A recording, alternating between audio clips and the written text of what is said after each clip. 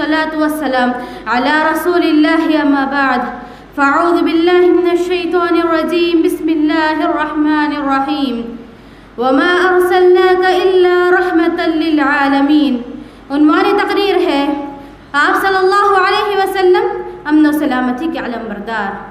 حاضرات، 1400 سال پہلے 6 صدی عیسوی میں پوری دنیا اندھیرے میں انسانیت کے دائرے سے باہر ہو چکی تھی.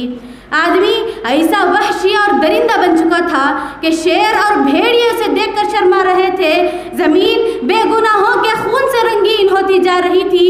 پوری انسانیت فتنہ و فساد میں ڈوبی ہوئی تھی.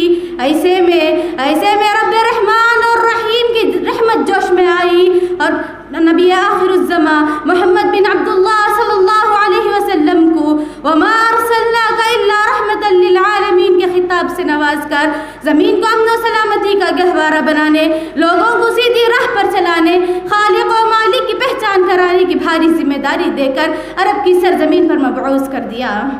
آپ صلی اللہ علیہ وسلم کی بعثت کے بعد دنیا میں رحمت کی موسلادھار بارش شروع ہوئی. پیغام حق قبول کرنے کے بعد مسافروں کو لوٹنے اور برباد کرنے والے ان کا ہاتھ پکڑ کر اپنا مہمان بنانے اور اپنا سب کچھ ان پر نچھاور کرنے کے لیے بے قرار ہو رہے ہیں. اپنی نور نظر لگتے جگر بیٹیوں کو زندہ درگور کر کے بڑے فخر و غرور کے ساتھ اپنے کارنامے لوگوں کو سنانے والے آج ان بچیوں کی آنکھوں میں ایک آنسو دیکھنے کی ہمت نہیں رکھتے. ان کی تربیت، پرورش اور ان کا گھر بسانے کی راہ میں اپنا سامان مغفرت تلاش کرتے ہیں. ماؤں کو زندگی کا بوجھ سمجھ کر راستوں میں پھٹک دینے والے آج انہیں اپنے پیٹوں پر بٹھائے ان کے قدموں تلے جنت تلاش کر رہے ہیں. کاروبار میں ناپ تول میں کمی، جھوٹ اور دھوکے کو ہی اپنا فائدہ سمجھنے والے کان پکڑ کر ان برائیوں سے پناہ طلب کر رہے ہیں.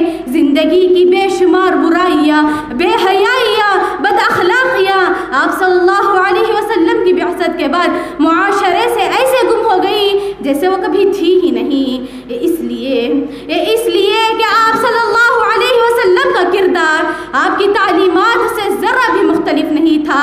تاریخ دور میں جس نے آپ کو دیکھا متاثر ہوا، جس نے معاملہ کیا گرویدہ ہو گیا. آپ کا وجود دنیا کے لیے رحمت، راحت، اجالا اور خوشبو بن گیا. معزز سامعات، رحمت للعالمین صلی اللہ علیہ وسلم نے اسلامی تعلیمات کا خلاصہ بس اتنا پیش کیا کہ ہماری بات سے، ذات سے، حرکات سے، یہاں تک کہ عبادات سے بھی کسی کو ہلکی تکلیف اور اذیت نہ پہنچے. یہی اسلام کی پہچان ہے. ہمارا اسلام دین رحمت ہے تو اس کی رحمت کا دائرہ صرف مسلم قوم کے اطراف نہیں گھومتا بلکہ پوری انسانیت اس کے اندر آ جاتی ہے. بلکہ انسان ہی کیوں، حیوانات، نباتات اور جمادات کے ساتھ بھی شفقت، مروت اور شرافت کے ساتھ معاملہ کرنے کا حکم دیا گیا. رحمت اور شفقت سے محروم شخص کو بدنصیب قرار دیا. سایہ دار درخت کے نیچے گندگی پھیلا دینے والے کو لعنت کا مستحق قرار دیا. کانٹے دار درخت جو راستہ چلنے والوں کو تکلیف دیتا ہے اس درخت کو کاٹ دینے والے کو نبی رحمت صلی اللہ علیہ وسلم نے جنت کی نعمتوں سے مالا مال ہوتے دیکھا. بھوکی پیاسی بلی کو باندھ کر رکھ دینے والی عورت عذاب میں مبتلا کر دی گئی.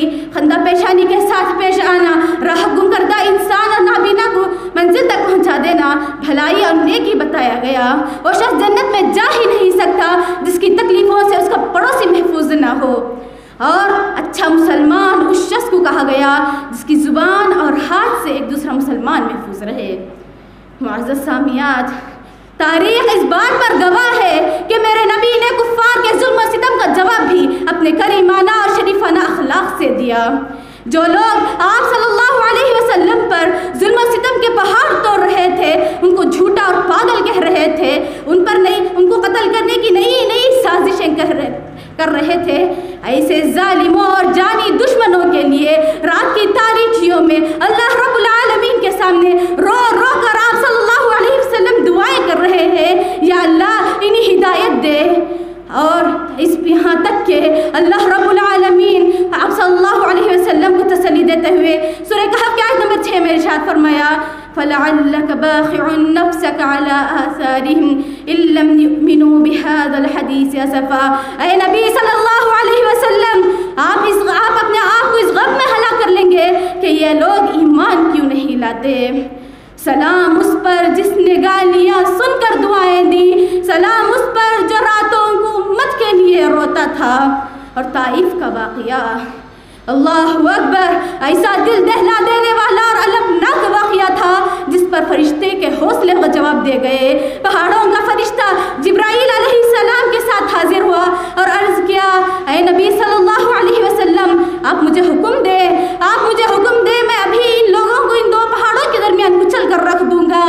تو رؤوف الرحیم سید المرسلین رحمت للعالمین صلی اللہ علیہ وسلم بڑے صبر اور یقین کے ساتھ فرمایا، نہیں، مجھے امید ہے کہ اللہ عز و جل ان لوگوں کی نسل میں ایسے لوگوں کو پیدا کرے گا جو ایک اللہ کی عبادت کریں گے اور اس کے ساتھ کسی کو شریک نہیں کریں گے۔